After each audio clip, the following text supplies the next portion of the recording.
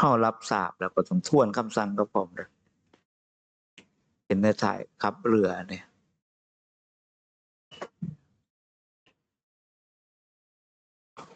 ปฏิบัติได้แล้วก็รายงานกับผมทวนคำสั่งอย่ามันพลาดนะบางทีฟังเพี้ยนไปจังซี่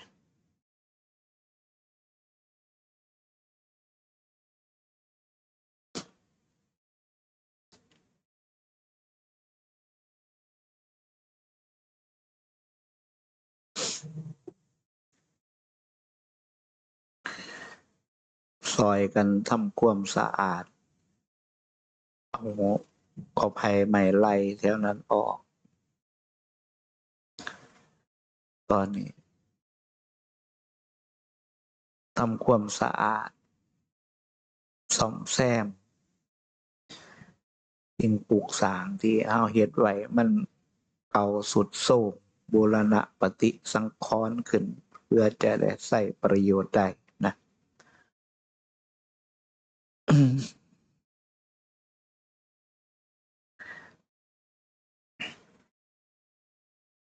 เขาสู่มาตั้งแต่เริ่มต้นพุ่นน่ะผู้มื้อก็ยังสู่ต่ออีกบ่ได้ไปเบิ่งทั้งหม้องหั้นแต่กี้มันเป็นบ้านบ้านคุณมะลิเขาอืมบ้านคุณมะลิกับบักโตบ่อยู่หั้นคุณมะลิเบิดไปแล้วบาดบ่แม่นบ่ได้ไปใกล้หั้นบ่แม่นหลายปีแล้วบ่แต่ก่อนต้นไม้ไร่ม่วนนั้นมันอยู่นำคันแท้นำหน้าเก่าเพิ่นมันก็บ่ต้นใหญ่หรอกล่ำส่ำนิ้วโปรตีนนิ้วมือนี่ล่ะเพียงหัวท่วมหัวเป็นกอขึ้นหั่นคันมันใหญ่หลายปีมันงามขึ้นมันแบบต้นส่ำแขนส่ำใดไปกอบักใหญ่ขยายไปเรื่อยก็เลยสิเอาออกเฮาบ่ได้ใช้ประโยชน์มันทางด้านเก็บเป็นอาหารก็บ่ได้เฮ็ดหน่อมันปลูกไม้กินกิมซุ่งกิมซึ่งเพิ่น มันมีไม้ไผ่กอหนึ่งตัวกินดิบนะบ่ไปเบิ่งเนี่ยส่วนทั้งปอกเปลือกออกมันสิขาวปาดกินกับแก้วกินกับตำส้มหวานจ่วยนะปีนี้ฝนบ่ดีไม้เป็นบ่เกิดหน่อปานใด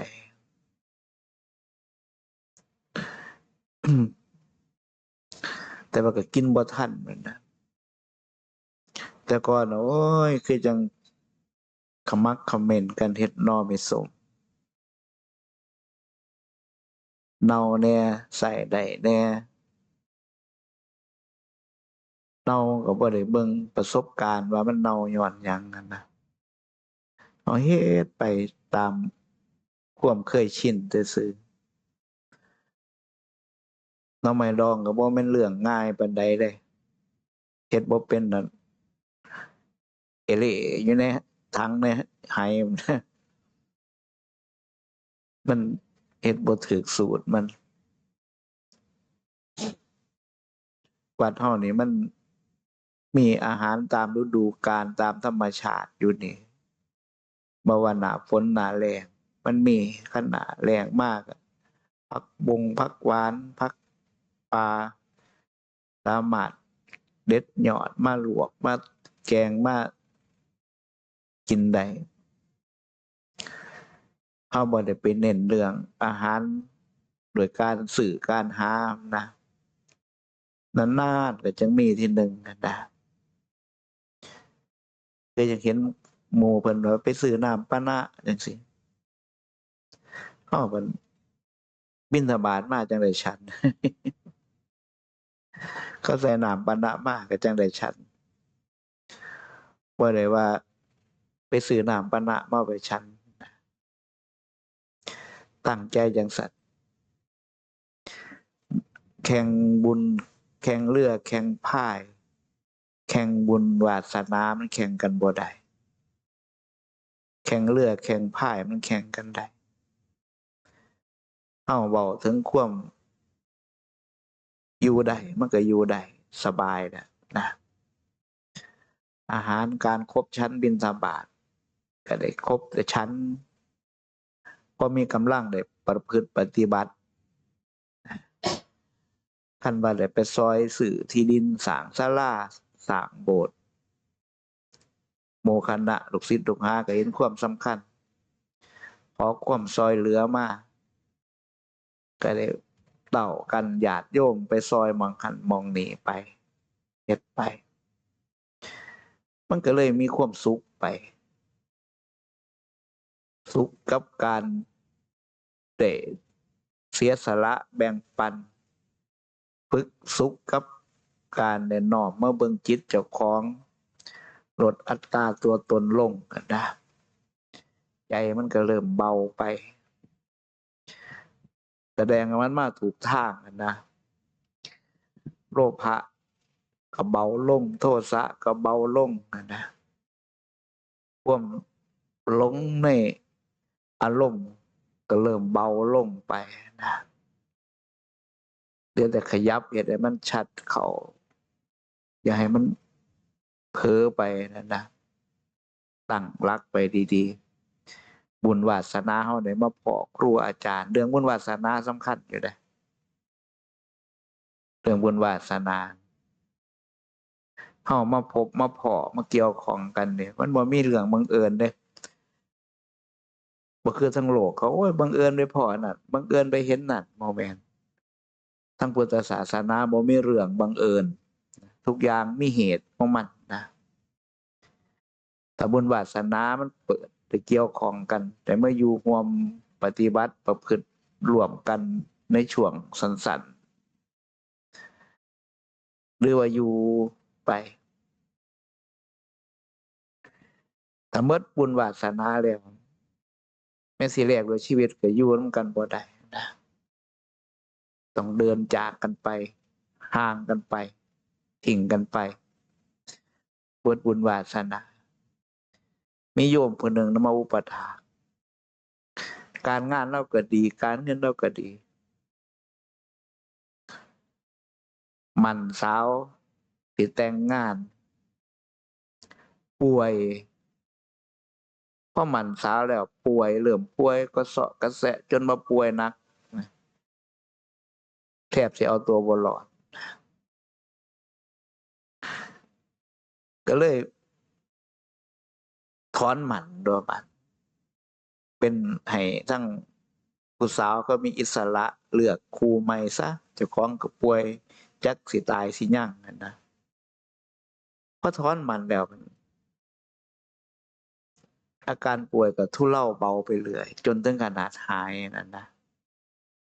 จนถึงขนาดหายก็อยู่ทำงานมาอีกหลายปี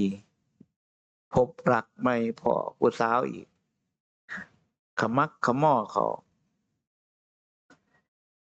มันอีกเพราะมันสาวอีกป่วยรอบนี้หนักกว่าเก่าเว้ยบ้านแทบจะเอาตัวบ่รอดถอนมันอีกทีแล้วเนาะห้องเจ้าของก็ป่วยจักสิหยังบ่หยังพอถอนมันแล้วมันอาการป่วยก็ทุเลาเบาลงไปอีกหายบ่กล้าเลยบัดบ่กล้าสิไปหมั่นสาวอีกเลยบัดอยู่ครองโสดอุปถากครูบาอาจารย์ไปพาเขาไปหันไปหนีโอ้ยเขาถวายน้ำปานะถวายน้ำกาแฟถ้ามาสิได้ชั้นโหลดน่าสิไปถามเขาใส่อะไรบ้างใส่อะไรบ้างคือสิได้ชั้นว่าน้อมื้อนี้ว่าระยานบ่ถือตามธรรมวินัยนะก็เลยอยู่เป็นโสดมีเงินก็ทำบุญบริจาคไปในตามโอกาสตามจังหวะไป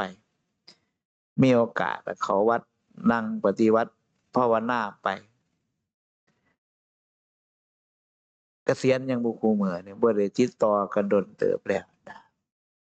วาสนาก็บ่ได้สร้างมาให้มีครูครองนะ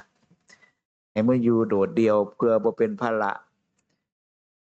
ผู้ใดบ่มีภรรยาถือว่าได้ลาภอันประเสริฐผู้ใดบ่มีสามีถือว่าได้ลาภอันประเสริฐเหมือนนกเกาะอยู่กิ่งไม้ถึงเวลาโผผินบินไปหม้องอื่นก็บ่ได้ฝากรอยเท้ารอยเล็บไว้ในกิ่งไม้บ่คือนกมีร่วงมีรังนะถ้านกมีร่วงมีรังกับมีสิ่งให้ห่วงนี่ล่ะเห็นบ่อยากให้มีครอบครัวจังซี่ก็ห่วงลูกห่วงหลานญาติบ่มีอยู่มีกินนะมันห่วงของข้อปอผูกเท้าเด้สมบัติก็คือปอผูกเท้าไว้ยับหนี้ว่าได้ล่ะมีแต่แนวฆ่าเห็นบ่เจ็ดต่อยแต่กี้ก็ว่าฆ่าแม่มาบ่ได้ส่วนมาวัดก็ฆ่ามาบ่ได้ส่วนมาจำศีลก็มาบ่ได้ฆ่าแม่ตายแล้วฆ่าเฮือนบาดผู้ใดเบิ่งเฮือนบาดก็ฆ่าอยู่จังซี่ติล่ะซะเฮาแต่เฮาซ้ำนี่ก็ยังฆ่ายังแพงยังห่วงมาคิดเบิ่งเนาะสิทธัตถะราชกุมารเนาะทิ้งออกมาได้เนาะบ่ว่าอำนาจบ่ว่าขาทาสบริวารนางบำเรออยู่กับกามคุณอยู่หั่นมีแต่แนวสมบูรณ์ไปเบิดทิ้งออกมาได้เนาะพิจารณาเบิ่งเห็นไปจังซั่นนะมันฮอก2-3นี่มีแต่แนวฆ่านะพระคือกันเด้อคุมื้อนี่ไปไสจั่งเที่ยก็อยู่ข้างคืนนำกันก็บ่ได้บุญวาสนาจั่งเที่ยมันมีแนวมาแทรกตัวถ้าบุญวาสนาบ่ถึงมีแนวมาแทรกโลดเอาชีวิตบ่รอดโลดนั่นน่ะสำคัญอยู่เด้เป็นตาไปถึงก็ไปบ่ถึงเป็นตาได้ก็บ่ได้นะคือจังเว้าให้ฟังเพิ่นป่วยเห็นบ่ผู้สาวเขาก็อยากได้แหล้วเนาะต้องการงานก็ดี การเงินก็ดี ความมั่นคงณปัจจุบันนี่บ่มีหม้องบกพร่องแถมคนก็บ่สูบยาบ่กินเหล้าอีกเนาะพอตกลงปลงใจหมั้นหมายกันแล้วบัดฝ่ายชายเพิ่นป่วย2เทื่อซ้อนๆแล้วพอถอนหมั้นแล้วก็หายปกติเทื่อที่3บ่มีตั่วบ่กล้าหมั้นนี่ตั่วว่าย้านตายตั่วบัดนี้เขาให้เกิดมาบำเพ็ญบารมีทั้งเนกขัมมะนะเขาให้หลีกเล่นออกมาแบบนี้หลายคนนะมันยังมีคำโบราณเพิ่นว่าพอสิได้เป็นนายแล้วปวดขี้พอสิได้เป็นนายก็ปวดขี้ก็เกี่ยวกับบุญวาสนานี่ล่ะพอสิได้เป็นก็บ่ได้เป็นน่ะนะไปนำกัน2คนสิเข้าไปในเมืองหลวงสมัครเป็นทหารในราชวังนะห้องบ้านนอกก็ไปรอขบวนเกวียนนั้นสิผ่านมาไปยืนรอพวกเจ้านายถึงฤดูกาลก็สิออกไปเกณฑ์เอาคนก็ไปสอบในวังหลวงกันเนาะ2เที่ยวเนี่ยไปนำกันหมอหนึ่งฉลาดเสร็จพร้อมเด้ถ้าบ่มาจักเทื่อหลายมาเพิ่นปวดท้องปวดหนักปวดขี้บาดถามอยู่นี่เด้อเพิ่นว่าต้องเขาไปขี่ก่อนว่าไปวิทย์น้อยเดียวเท่านั้นน่ะพวกไอ้ทหารในพระราชวังก็เป็นคาราวานก็เป็นผ่านมาสิท่าก็บ่ได้ที่ล่ะเขาสิบอกก็จังได๋บอกเจ้านายให้ท่าเนาะหมอก็เลยขึ้นรถไปนำเขาได้เป็นทหารเป็นมหาดเล็กหมอนี่ออกมาเปลี่ยนไปลายขี่แล้วนะกันสิได้เป็นนายแล้วปวดขี้เพิ่นสิ่งที่เขามองบ่เห็นคือวาสนาเฮาบ่มีเนี่ยมันสิมาแทรกคือว่านั่นสิมีแนวให้ผลักเราออกไปนั่นนะมันสิได้อยู่แล้วก็บ่ได้มันสิเกิดอยู่แล้วสิดีอยู่แล้วก็บ่ดีนะมันมีแนวผลักออกไปนะเพราะวาสนาเฮามันบ่ถึงนั่นนะ อย่าไปมองข้ามเรื่องวาสนาเลยของมวลวันนี้นะการประพฤติปฏิบัติคือกันถ้าเราบ่มีความอดทนเราบ่รู้จักว่าวาสนาเรามันสิจบสิ้นบ่แต่ว่าเราบ่ละจากความอดทนนั่นนะถึงมันบ่ได้จบสิ้นภพชาติปัจจุบันนี่มันก็ยังขยับไก่เข้าไปเรื่อยนะความเพียรความอดทนเนี่ยมันสำคัญนะเรื่องของมวลมื้อนี้ยังว่าเราเห็นเราเกิดมาภพชาตินี่ปฏิบัติก็ลำบากกว่าหมู่จิตใจฟุ้งซ่านหาความสงบเลยยากนะจนถึงขนาดต้องทำความเพียรอดอาหารเพื่อให้กายมันเพลียลงจิตมันยังสิบ่ออกนี้ไปนั่นนะบ่คือผู้ลางคนเพิ่นมีบุญวาสนาเก่าอยู่ปกติชั้นปกติพักปกติเพิ่นก็ปฏิบัติได้ง่ายสงบได้ง่ายปัญญาก็เกิดเฮามันบ่มีวาสนาเก่าไว้ก็ต้องมาสร้างเอาใหม่ปัจจุบันนี่นะอดทนต้องให้มันมากเพียรก็ต้องให้มันมากกว่าเขาอะนะมันจังสิพอสมาธิพอปัญญานั่นนะปฏิบัติไปจังซั่นทั้งโลกก็คือกันที่ได้เป็นนายแล้วปวดฉี่ โรคภัยแทรกแซงเบียดเบียนจิตใจอ่อนท้อถอยไปเบิดนั่นแหละพวกมันนี่มันผู้ใดซอยใดได้เกิดขึ้นเพราะผมมีวาสนาไปบ่ถึงมันสิทำลายเขาโตของมันเองนะคือบักม่วงมันสิสุกอยู่แล้วนะเขาก็ซ่อมอยู่คู่มือที่สุกอยู่แล้วผ่านหมดผ่านแม่งมาได้โอ้ยลูกมันอยู่เรื่อยมันตกกลางคืนมันลมมาแห้งโลนถิ่มสัมเลยบ่ได้สุกสัมม่วงเลยนะผู้สิไปถึงความสมบูรณ์ถึงเป้าหมายที่จะคล้องตั้งไว้นี่มันเกี่ยวกับบุญวาสนาตัวสำคัญยิ่งสำคัญก็ยิ่งรู้จักคุณผู้มีบุญคุณต่อตนเนี่ยล่ะอย่าไปพลาดเรื่องความเบาอย่าไปพลาดเรื่องการกระทำจิตใจอย่าไปคิดระบบลบเลี่ยวคิดคดในผู้มีบุญคุณต่อตนนั่นนะนี่สำคัญนะวอนฟัง